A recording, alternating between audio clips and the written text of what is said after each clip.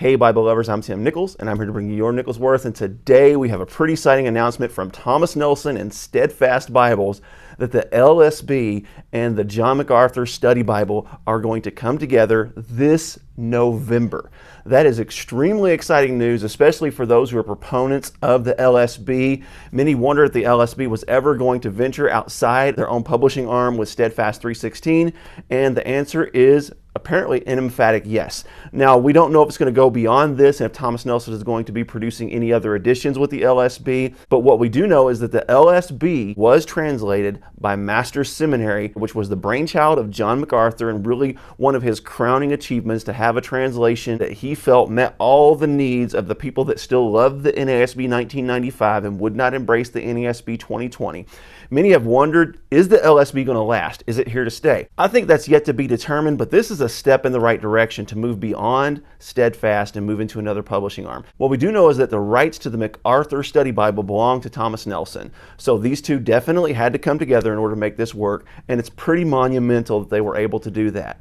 As I mentioned before, this is going to be coming out this November. This November, folks. This November. We're not going to have to wait a long time for this because the MacArthur Study Bible already exists so far in the NASB 1995 and in the NKJV. I don't know of any additions beyond those two translations, but now it's going to be introduced to the LSB, and really this is a match made for each other. This is going to be probably one of the more anticipated study Bibles to be released in a very long time. I believe this is a very savvy and wise move by Thomas Nelson, and I also believe this is a very savvy and wise move by Steadfast 316. This is pretty exciting for those who love the LSB and were hoping that it would survive. I believe this is a good sign of life, and this is a good indication that they are committed to this translation. So we can only hope that maybe some other publishers and other premium Bible printers will get on board with this. But here is what we know so far about the LSB John MacArthur Study Bible. It looks like it's going to come in three options, and this is pretty major. Number one, it appears we're going to get a Premier Collection. Now, I don't know that for certain because I'm not on the inside scoop, but it does seem at the ShepCon conference they announced there were going to be premium editions, genuine leather editions, and economy editions. This is a pretty big deal. The previous John MacArthur Study Bibles were on the 40 GSM paper. We don't see a whole lot of that anymore, so let's hope that that remains. And we also saw that there were some accent colors on the later editions. Let's hope they continue on with that. But this, in my mind, is a pretty exciting announcement. I am very happy to see this coming into play. The John MacArthur Study Bible is largely the opinion of just one person. Now, we know there are contributors to this thing well beyond John MacArthur, but ultimately it's people that have been trained by him and people that are under his ministry and people that have been trained at Master's Seminary. So from that standpoint, we're going to get a pretty narrow point of view, but I appreciate multiple points of view when it comes to the Word of God. And there's a lot of people that get upset when they say we shouldn't have someone's name on a study Bible. The John MacArthur Study Bible just simply means what we have in here is the Bible, and we have the thoughts of John MacArthur or those associated with John MacArthur. I just think that the LSB and the MacArthur Study Bible is a natural fit. I believe this thing's going to be a hit, and I guarantee you pre-orders on this thing are going to be hot. I know I can't wait to see it for myself. Now, John MacArthur himself, he is a polarizing figure.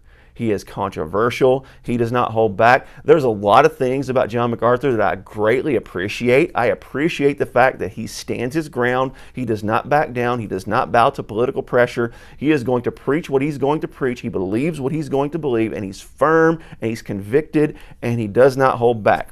There are some things about him also that I would consider a little bit over the top. I mean, he is a celebrity, and that's how celebrities operate. They get a lot of attention, and when you get a lot of attention, sometimes you end up in the spotlight and saying things that are controversial, and he is no exception in that. There are some controversial things he says that I would disagree with. For example, I would disagree with his position on the continuation of the gifts of the Spirit. Maybe that's a video I can take on in a separate topic. Also, I would disagree with him on his view on complementarianism. Now, I am a complementarian. I do not believe men and women are the same. I do not believe they hold the same role in society. However, I also do not believe that women should just sit down, shut up, iron shirts, and just stay in the kitchen. I think that is ridiculous. We see many examples of women in the Bible being used mightily by God. We have Huldah, we have Deborah, we have Esther, we have Lydia, we have Priscilla, and we have so many people in the New Testament. In Acts chapter 2, it says, your sons and your daughters shall prophesy, on your handmaidens and servants he will pour out his Spirit. In 1 Corinthians chapter 11, it says that women should prophesy with their heads covered with a sign of authority.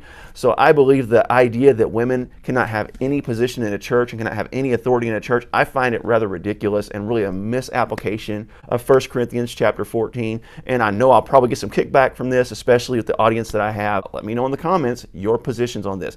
As you know, even with people that I disagree with, I always try to be respectful, and I always try to give voice to those who disagree with me, and I don't block the comments and I don't shut it down unless it gets kind of hostile and people start to attack each other. At that point, I may try to regulate the comments, but as long as we're dialoguing back and forth and talking about things we agree or disagree, I think it can be a wonderful tool. Now, one thing I do really appreciate about John MacArthur is his view on eschatology. John MacArthur does seem to hold a dispensational theology, and while I'm not full-blown dispensationalist, I do appreciate that line of thinking, and I do think it has a place in eschatology. I am definitely not covenant theology, but I'm definitely not all the way full-blown dispensationalist as well. As a matter of fact, if you watch a lot of my videos, you know that I tend to land square in the middle of a lot of topics, and I end up irritating both sides. I guess that's just kind of the nature of who I am. But with all that said, I am excited about this November. This fall, y'all, we are going to get a MacArthur Study Bible in the LSB. This is huge news for the LSB as a translation as a whole, and I think this is huge news for the MacArthur Study Bible as a whole as well. You're going to see all the previous editions begin to fire back up in the other translations. Earlier, I mentioned that NKJV and the NASB, I actually forgot they have one in the ESV as well. I'm not sure if that's still in print or not, but it's an amazing option. Wow, wow, wow. How exciting is this? How excited are you that Thomas Nelson and LSB have made a partnership to where the MacArthur Study Bible and the LSB are going to get the merger that they deserve? This is going to be awesome. God bless you. Keep calm. Jesus on.